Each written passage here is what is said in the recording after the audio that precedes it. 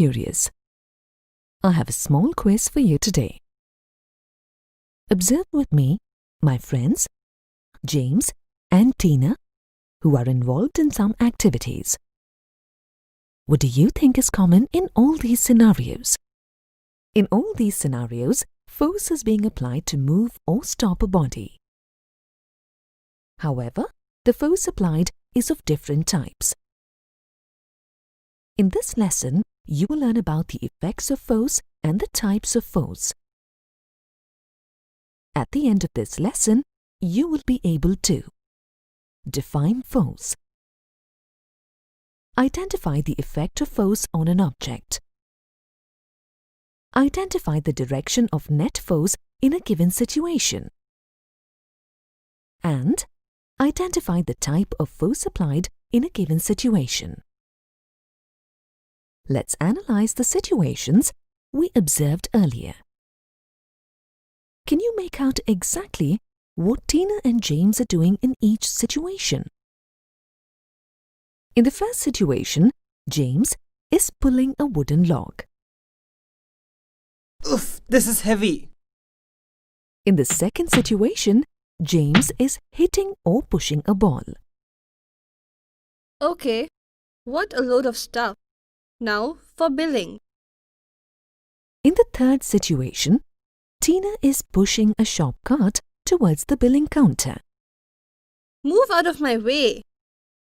Don't push me, you move. Finally, in the fourth situation, Tina and James are both pushing each other with equal force. That's why neither of them is moving. So, what's the conclusion? Did you notice that James and Tina are either pushing or pulling when they apply force? Therefore, we can say that force is the push or pull that occurs due to the interaction of two bodies. Force is generally denoted by the capital letter F. Now let's look at the other aspect of force, its impact. What are the effects of force applied on objects? A force can change the state of rest or of motion of the object on which it is applied. The state of motion of an object is described by its speed and the direction of its motion. If the speed of an object is 0, it is said to be at rest, else it is in motion. To understand better, let's observe a car race with James. The race has started. Look at all those cars shooting off. The cars that were at rest are now driving at a high speed. In other words, their state of motion has changed. However, the audience is still at rest. A change in speed always results in the change in state of motion. To understand how force changes the state of motion of a body, let's check out some of the scenarios from our everyday lives. Here, Tina is in the park walking the dog. Terry, slow down. She is trying to stop the dog from running away. On the other hand, look at James pushing the shopping cart, which is initially at rest. Both Tina and James are applying force. What is the effect of force on Tina's dog and on James's shopping cart? You observed that the dog was moving and it stopped when Tina applied force on its leash, whereas the shopping cart was stationary before James pushed it. Now let's observe what happens when James plays hockey. James, faster, towards the goal. The ball ahead of him is moving with slow speed. When James hits the ball again in the same direction, it moves with more speed. While playing hockey, James flicks the ball passed to him towards the goal by applying force through his hockey stick. In doing so, he changes the direction in which the ball was moving. you can say a force can change the direction of motion of the object on which it is applied. Now, let's look at what James and Tina are up to. Hey, those are some interesting shapes. Yeah, let's see how he does it. Look at how the balloon vendor is blowing the balloons and then squeezing them to make funny shapes. He changes the shape of the balloon by applying force at different points on the balloon.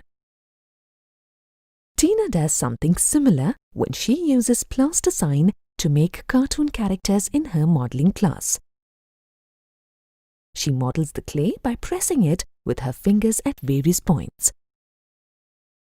So, as you can see, force can change the shape of the object on which it is applied. That is, what happens when you crumble a piece of paper? The shape of the paper changes, right? To summarize, a force may change the state of motion of an object, change the direction of motion of an object, or change the shape of an object. We spoke about the push and pull types of force as well as the effects of force. How about the magnitude of a force? Are all forces equal? Let's observe Tina and James in a competition. I bet I can kick this ball farther than you can. Really? Let me see. Looks like James won. He could kick the ball further because he applied more force. The force applied by Tina and James differed in quantity or magnitude, even though it was a push force in both cases, and resulted in the movement of the ball across the field. To sum up, the quantity of force is known as its magnitude, which is the measure of the force. A larger force has more magnitude and vice versa. So far, you have seen effects of single forces in terms of pulling and pushing. But in real life, there are often multiple forces acting on a body simultaneously. In such cases, we must consider the result of the multiple forces acting on the body. This resultant force is called the net force. Sounds confusing? Let's look at some examples. Tina is applying force to push the table to the wall, but she is unable to do so. The table seems to be too heavy for her to push forward alone. Hey James, come, lend me a hand please. Observe what happens now. When James and Tina both pushed the table together, it was easier for them to move the table. This shows net force is bigger than the individual forces, in this case, where the individual forces act in the same direction. Conversely, the net force can reduce when two forces act in opposite directions. Do you remember the story of the two goats crossing a narrow bridge in opposite directions? Neither of them wanted to go back and give way to the other. They pushed at each other and were initially stuck in one spot. However, the bigger goat kept pushing with increasing force till the other goat gave way. Here, the net force was 0 initially, as both the goats were pushing in opposite directions with equal force. When the bigger goat increased the force applied, it succeeded in moving ahead. The net force in this case acted in the direction of the individual force that was of higher magnitude. Observing these scenarios, we can conclude that in the case of multiple forces applied on an object, if the two forces act in the same direction on an object, the net force acting on it is the sum of both the forces. Conversely, if the two forces act in the opposite direction on an object, the net force acting on it is the difference between the two forces. Therefore, net force is the sum of all the forces acting on the body. The magnitude and direction of the net force on the body depends on the magnitudes of the individual forces and their directions. Hey Tina! Hi James!